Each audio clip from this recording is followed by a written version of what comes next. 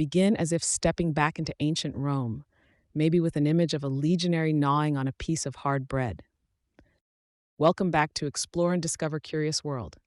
Today, we're diving into one of the least glamorous yet crunchiest aspects of Roman military life, the legionaries' diet. Imagine being a Roman soldier, marching for miles with heavy armor, all for what?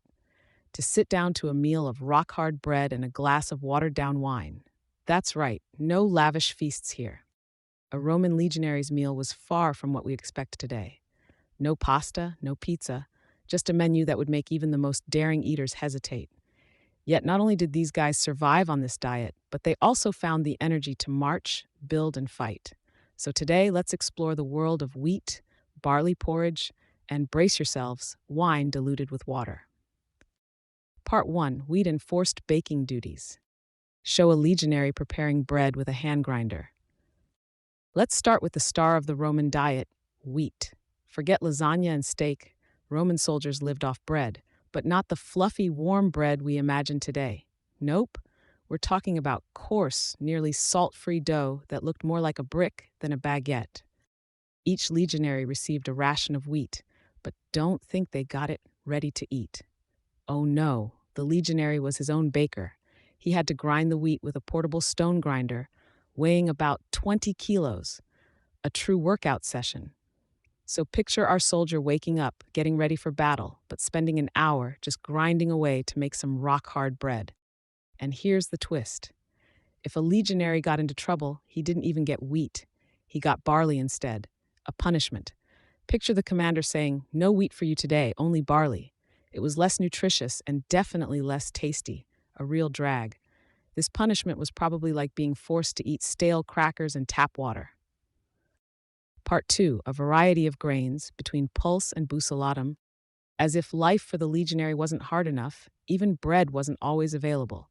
When there wasn't time to knead and bake, they'd go for bucellatum, a sort of edible rock that was like a military cracker. This dry bread was perfect for campaigns. It didn't spoil, was light to carry, but tough to chew. And let's not forget pulse, a rough porridge-like dish made of spelt and water. It's like a prehistoric comfort food, if we can call it that. Sometimes they'd add a dash of oil or a bit of milk to make it less bland, but otherwise, it was a basic, poor dish. Think of it as ancient Rome's take on survival food. Part 3. Protein of the times, pork and hunting. Focus on a table filled with different meats. Luckily, the legionaries didn't live on bread alone.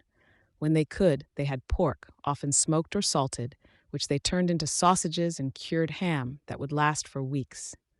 The Romans were expert food preservers. Salted pork was like an ancient protein bar, but with a little more flavor. And it doesn't stop there. When supplies ran low, legionaries would hunt wild boar, rabbits, and even deer. So hunting was a kind of hobby between battles. And if things got really desperate, they might even sacrifice horses or pack animals. Let's just say no one was safe from a hungry legionary. Part 4. Vegetables and legumes, a touch of greenery. But it wasn't all bread and meat. Our dear legionaries also had a healthy side. They ate legumes like beans, lentils, and peas, Rome's very own balanced diet, long before fast food became a thing. These veggies, along with herbs and roots gathered along the way, provided essential vitamins and minerals. And let's not forget garlic. It was a staple, often eaten raw, and so common that even Emperor Vespasian joked about it. He once told a centurion, "I'd rather smell garlic on you than that perfume." So if you smelled like garlic, you were a true legionary. Part 5. Cheese and oil, packed with energy. Besides bread and beans, another key food was cheese. The legionaries loved it, mostly because it was practical and packed with nutrients. Made from sheep or goat milk, the cheese was dense and light enough to carry around, perfect for eating on the go.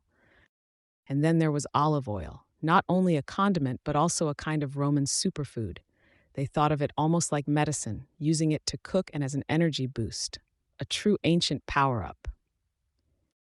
Part 6. Fish and garum, an acquired taste. Show an image of an ancient fish sauce. And now for the more exotic part of the Roman diet, fish. When stationed near rivers or lakes, the legionaries caught trout and sturgeon, but when it came to sea fish, they'd salt it for preservation, though freshness was always a gamble. Enter the famous garum, a sauce made from fermented fish guts, almost like an anchovy jam. If that sounds odd, just know the legionaries loved it. Intense flavor, unforgettable smell, garum was the legionaries' ketchup. Part 7. Nature's Vitamins.